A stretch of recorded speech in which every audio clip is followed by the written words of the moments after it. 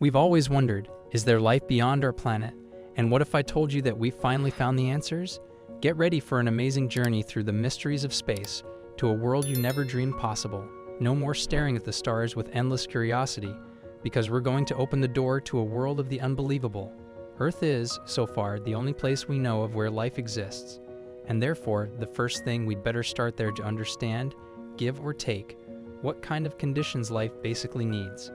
And the first thing we learn is that, contrary to popular belief, conditions for life on Earth are not perfect everywhere.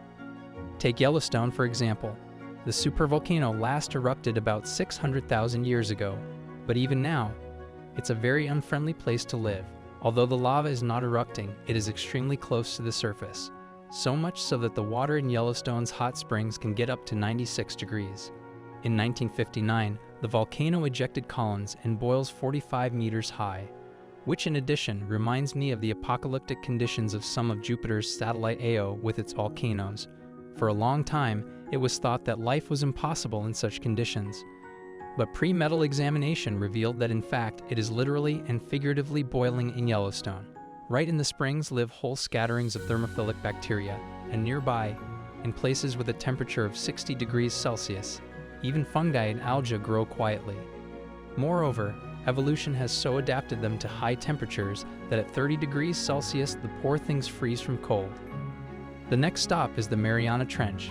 11 kilometers below sea level and beneath the water column is a pressure that is 1.072 atmospheres. Once at the bottom of the depression, you will feel the pressure of 20,000 tons, which is about equal to the weight of the cruise ship Belty Queen. In general, such depth will kill a man instantly, but not life. In one sample of mud from the first Mariana Trench, 200 different microorganisms were found at once. And not only microorganisms, but also relatively healthy sea cucumbers live in such extreme conditions. Not to stop the lives of the other extreme in the form of permafrost, not so long ago the internet broke the news about found in the Svalbard permafrost on the ancient Osteo-bacteria. They can pose a terrible threat, because modern people are not immune to them. Now there are growing voices that melting glaciers in the future will play a cruel joke on mankind, awakening viruses and bacteria that will cause the next global extinction. There is also the bacteria Deinococcus radiata durans, which can withstand 500,000 rads of radiation, while the lethal dose for humans is 1,000 rads. In Chernobyl, there are mushrooms growing right in the epicenter of the damaged reactor, and Bacchanalia is going on underground. Purely technically, the Earth is not a world where life is on the surface. Our planet is a realm of subterranean life. Scientists estimate the volume of microorganisms living underground at 2 billion square kilometers. That's twice the volume of all the oceans. At the same time, if all the people of the planet put side by side, they will occupy only a third of the area of Moscow. In general, it seems that life cannot be stopped by anything at all, neither radiation nor extreme temperatures, nor packing underground. Attentive viewers must have noticed that we have chosen places on our planet, but very similar to the conditions of our neighbors in the solar system. The bottoms of the Mariana Trench are similar to the subglacial oceans of Enceladus, radioactive places to the situation on the satellites of Jupiter, permafrost Mars, the Titan's other cool planets. Hence, in fact, the position of modern scientists. In recent years, they are increasingly inclined to the opinion that life in the solar system is more likely to exist than it is not, for the inhabitants of the Earth clearly prove that evolution helps to survive anywhere.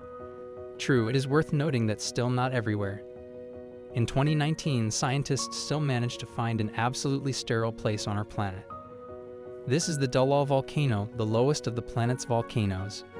If life can adapt to hot, acidic, and salty conditions, then when all three factors come together, it appears that overload occurs, because in the water bodies around Dallol they found not only no life, but not even macrobacterial DNA.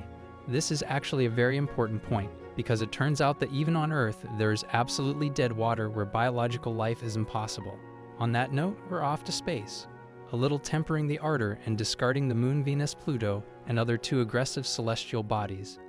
It's possible that there is life on them, but certainly not in an earthly form. We're going to start from the conditions we're used to, and the first stop will be Titan, which is suddenly a satellite of Saturn, which is 9 times farther from the Sun than the Earth. It would seem that in front of us should be a frozen ball, but in fact Titan is the only satellite with its own atmosphere. What's more, it's even denser than Earth's. and the pressure on Titan's surface is about half as strong as ours.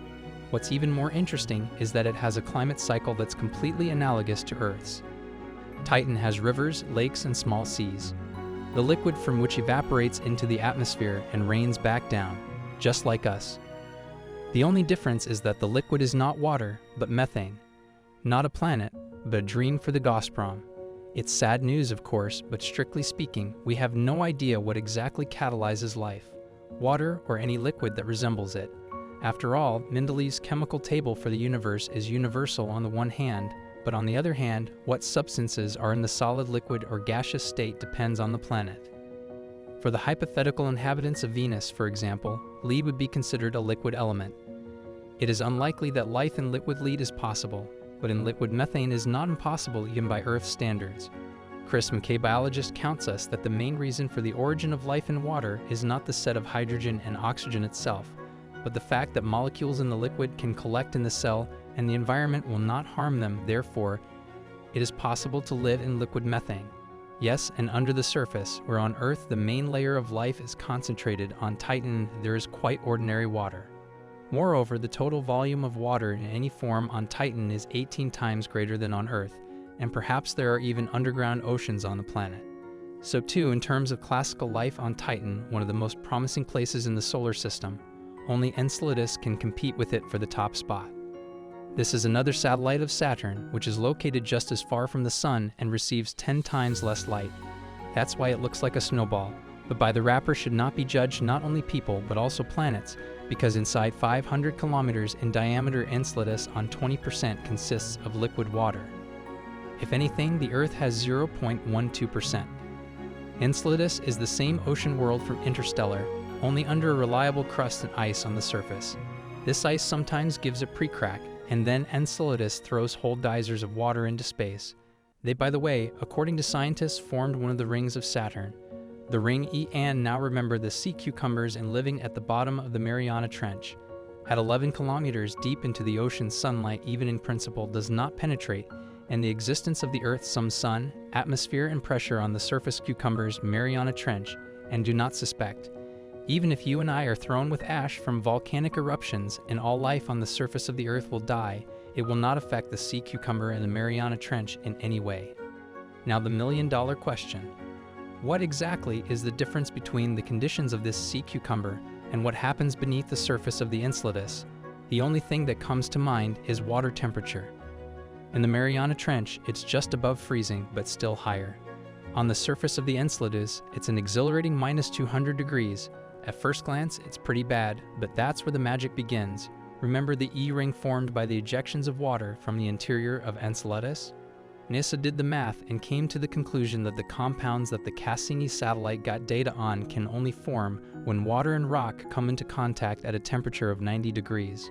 Consequently, in the depths of the Enceladus, as well as on Earth, there are underwater hydrothermal sources, which temperature is not particularly different from terrestrial. The question to experts: what is the probability of the appearance of life in these hydrothermal sources, given that on Earth, according to recent studies, life originally appeared exactly in them? To answer from the connoisseurs will be the Enceladus Focus Group conference team from NASA. They said in 2011 that Enceladus is the second most habitable body in the solar system. Only on Enceladus are found liquid water, carbon and nitrogen, a form of ammonia, and a source of energy at the same time. All of this is a pledge for the emergence of life, keeping in mind that even on Earth life is primarily centered below the surface. The conclusion is obvious. In 2018, Cassini even collected molecules from the plume ejected by the Enceladus geyser and found complex macroorganian molecules there. And we seem to have found the answer to the question posed at the beginning of the video, but the video doesn't end for some reason. The culprit of this outrage is good old Mars.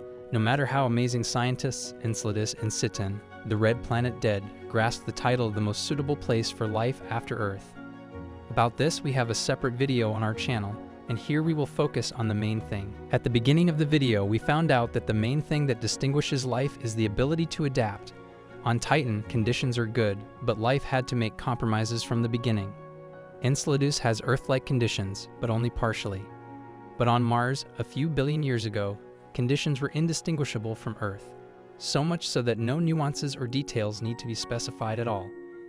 It's the surest candidate that life existed there, at least in the past. Then the conditions for life deteriorated, but it didn't happen overnight. And in such cases, the inexorable evolution, which on Earth taught bacteria to live in boiling water and cucumbers under the weight of 20,000 tons of water, joins the chat. Mars may be inferior to the Enceladus in some points right now, but the planet has a trump card up its sleeve in the form of evolution. Who knows what Martian viruses, bacteria, and fungi have mutated into?